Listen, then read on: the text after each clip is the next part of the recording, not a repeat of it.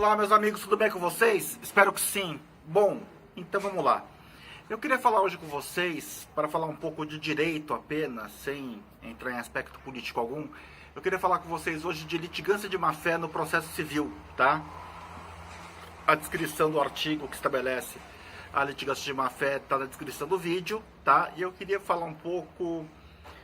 Não é tanto assim, a lei é bem clara, tá? As condutas que são enquadráveis como litigância de má-fé, que é mentir no processo de forma dolosa, ou agir com culpa grave, interpor recurso de forma meramente procrastinatória. É assim, é fazer tudo aquilo que seria considerado desleal ao feito, tá? Particularmente, inclusive, eu defendo que a litigância de má-fé, quando praticada pelo advogado, e quase sempre a litigância de má-fé é praticada pelo advogado, ele deveria ser responsabilizado de forma conjunta com o seu cliente, tá? Vamos lá, meus amigos, litigância de má-fé é uma coisa que eu tenho orgulho de falar que eu nunca pratiquei advogando, nunca. É assim, existe uma diferença tênue, tá? Eu sou processualista civil, então assim, toda abordagem que eu procuro fazer no direito, tanto se eu vou escrever algum artigo, algum livro, quanto nos meus processos, a minha forma de enxergar o direito é através do processo, tá? Não sei se é certo, se é errado, não estou agora estabelecendo isso como verdade absoluta, mas assim, eu partilho da tese que você ganha um processo no processo, tá? Na formatação do processo. Então assim, tem gente, quem é mais ligado ao direito material, não gosta muito do que eu estou falando e eles não implicam um pouco com os processualistas por esse aspecto. Eu acho que faz parte do jogo, você assim, daí eu como processualista, escarafunchar as vírgulas erradas do teu adversário no processo, para através daquelas vírgulas legais erradas, levantar um problema processual e eventualmente, se você ganhar o processo por conta daquilo, o bom trabalho é seu. Mas você não inventou lei, você não inventou erro da parte contrária para fazer prevalecer o direito do seu cliente, tá? Ou o interesse processual do seu cliente.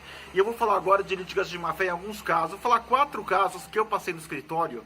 Vocês vão entender o que eu estou falando, a diferença que existe entre a mera discussão de ordem processual, a discussão de âmbito processual, ainda que seja uma questão, como os civilistas falam, não, que processualista é o catador de pelo em ovo, tá?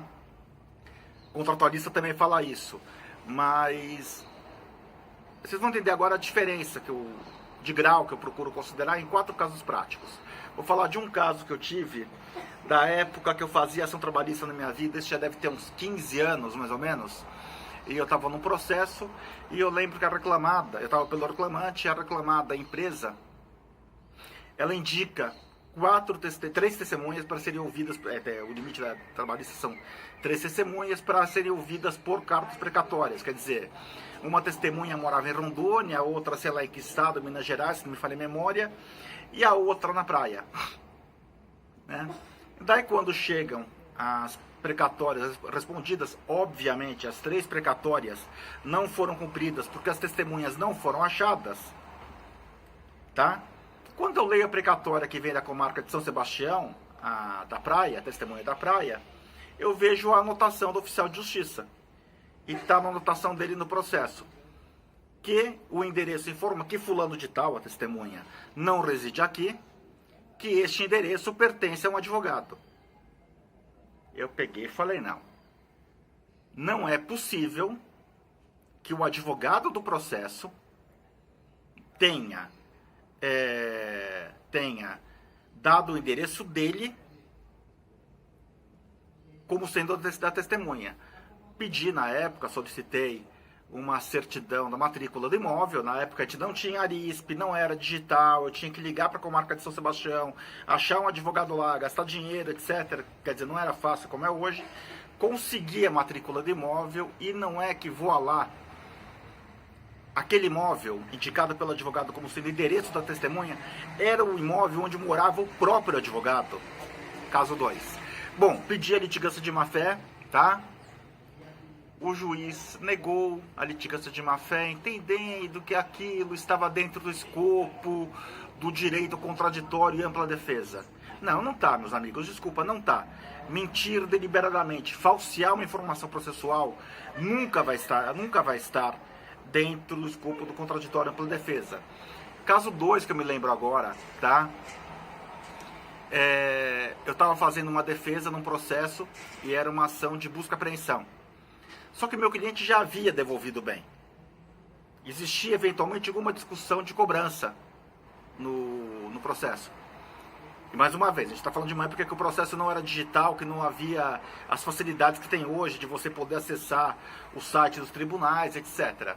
A minha defesa naquele processo de busca e apreensão era a falta de interesse de agir, né? Peguei e falei, olha, a ação de busca e apreensão não se presta à cobrança de débito.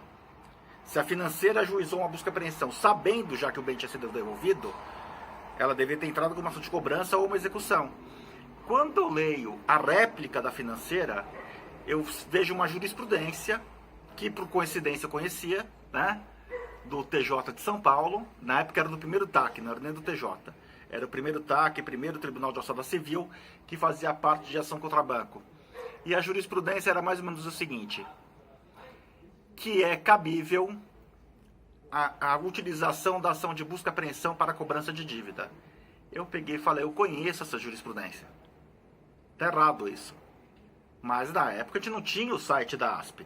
Então eu trabalhava no escritório na Rua Consolação em São Paulo, peguei o ônibus, fui até o Fórum João Mendes, até a Associação dos Advogados de São Paulo, que ficava na época na frente do Largo de São Francisco, localizei aquela jurisprudência. O advogado, ele só tirou a palavra não. O teor do acórdão era que não é cabível a utilização da busca e apreensão, da ação de busca e apreensão para a cobrança de débito. Mais uma vez, apresento aquela falsidade levantada pelo advogado no processo. Ele mudou substancialmente, com a supressão do termo não, o conteúdo de uma decisão, tentando influenciar o juiz a seu favor. Mais uma vez, está dentro do escopo do contraditório, da ampla defesa, da imunidade do advogado, blá, blá, blá, blá, blá, blá, blá, blá, blá, e nada de litigação de má-fé. Tive dois casos pelo menos, vou falar uma coisa que eu nunca fiz, já falei sobre isso com vocês, meus amigos. Eu nunca falei que um colega perdeu o prazo se ele não tivesse perdido o prazo de fato. E quando eu estou no processo para fazer uma réplica, apresentar alguma manifestação, uma contraminuta de agravo de instrumento, se eu vou argumentar que o colega perdeu o prazo, sério, primeiro eu, Paulo Papini, vou contar umas 10 vezes se não tinha feriado no meio do caminho, sabe? Se por algum motivo o prazo não estava suspenso naquele dia. E depois de eu contar umas 10 vezes, se eu concluir que aquele prazo foi mesmo perdido, eu vou pedir para alguém que trabalha comigo reconferir aquilo que eu já conferi. E quase sempre descubro que não havia prazo perdido, tá? Já passei por 2 vezes pela situação do advogado mentir, falando que eu havia perdido um prazo, o que gerou um trabalho enorme para mim, gerou uma despesa enorme para o meu cliente, para a gente provar que focinho de porco não era tomada, tá? E daí você vai no processo, mais uma vez, pede litigação de má-fé, e o juiz acha que aquilo está dentro do escopo, sabe, do exercício regular de um direito. Um desses advogados, inclusive, eu representei junto ao Tribunal de Ética da Ordem, e a OAB também falou que aquilo era uma manifestação livre da advocacia. Que bom, né, OAB? Que bom. Quer dizer, então, que eu posso agora começar a litigar de má-fé com o seu aval, porque eu tenho essa decisão no meu escritório. Então, assim, e para finalizar o último caso que eu tenho, esse caso foi recente, né? A gente está agora nessa época de pandemia, uma empresa X moveu uma ação de execução contra um cliente meu, tá? Quando você tem um processo, quando você recebe um processo que está em segredo de justiça, você tem que ir até o fórum, pegar a senha do processo, tem uma burocraciazinha, né? Essa empresa, para dificultar o direito do meu cliente à defesa, numa simples ação de cobrança, numa ação de execução, o advogado colocou, sem querer, querendo, no sistema, o processo em segredo de justiça. Qual a razão? Só tem uma razão. A única razão é tentar tumultuar o direito de defesa da parte, porque os fóruns estão trancados hoje. para você conseguir a senha de processo segredo de justiça, tá um parto. Quem trabalha na área de família sabe disso, tá? Agora, para que você coloca um processo de cobrança, uma ação de execução em segredo de justiça? Não tem razão para isso. A única razão que existe para isso é tentar tumultuar o direito à defesa da parte contrária. Agora, o que é grave disso? É que os juízes sistematicamente não condenam os advogados que assim agem como litigantes de má-fé. Os juízes sistematicamente não condenam as partes que assim agem como litigantes de má-fé. E isso acaba sendo um convite para esse tipo de conduta desleal no processo. Que para falar a verdade, quem quiser ficar ofendido que fique, mas quem age assim no processo, eu nem chamo de advogado. Para mim é um chicaneiro que tem uma carteirinha vermelha da ordem, tá? Então, assim, isso é muito grave. O judiciário deveria prestar mais atenção nisso, deveria começar a aplicar a lei. Aplica o que está no Código de Processo Civil. Basta fazer isso, meus amigos. Tá legal?